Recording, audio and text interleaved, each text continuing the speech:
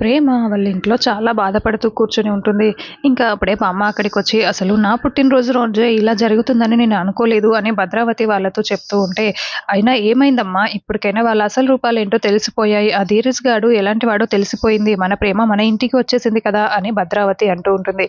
ఇంకా "ఏంటి ఇప్పుడు దాన్ని రెచ్చగొట్టి ఇక్కడే ఉంచాలని చూస్తున్నారా?" అని స్ రే రేవతి అడుగుతూ ఉంటే, ఆహ్, "ఏంటి ప్రేమ నువ్వు ఇలా ఎందుకు చేస్తున్నావు? వెళ్ళిపో నువ్విప్పుడే మీ ఇంటికి వెళ్ళిపో. వాళ్ళందరూ నీ కోసం ఎదురు చూస్తూ ఉంటారు" అని చెప్తూ ఉంటే, "ఏంట్రా ఇలా మాట్లాడుతున్నావేంటి? ఆ వేదవతి అత్త అత్త అని వేదవతి చుట్టూ ఇన్ని రోజులు తిరిగింది కదా ప్రేమ. కనీసం ఒక్కసారైనా వచ్చి తనతో మాట్లాడిందా? తనని వెనక్కి రమ్మని పిలిచిందా? ఆపడానికి కూడా ట్రై చేయలేదు" అని భద్రావతి చెప్తూ ఉంటే, "ఏంటి మీరు తనని అలా రెచ్చగొడుతున్నారు" అని రేవతి, విశ్వ అంటూ ఉంటారు. "ఏయ్ విశ్వ ఏంట్రా అన్ నువ్వు కూడా దానికి సపోర్ట్ చేస్తూ వాళ్ళకే సపోర్ట్ చేస్తున్నావేంట్రా? ఆ రోజే నువ్వు అక్కడే ధీరజ్ గాడి చెంప పగలగొడతావనుకుంటే ఏమీ అనకుండా ఉన్నావు. సరే తర్వాత మాట్లాడతాడులే అనుకున్నాను. కానీ నువ్వేంట్రా వాళ్ళకే సపోర్ట్ చేస్తున్నావు" అని అంటూ ఉంటుంది. ఆ తర్వాత ప్రేమ రూమ్‌లో కూర్చొని చాలా బాధపడుతూ ఏడుస్తూ ఉంటుంది. మరోవైపు ధీరజ్ కూడా ఏడుస్తూ ఉంటాడు.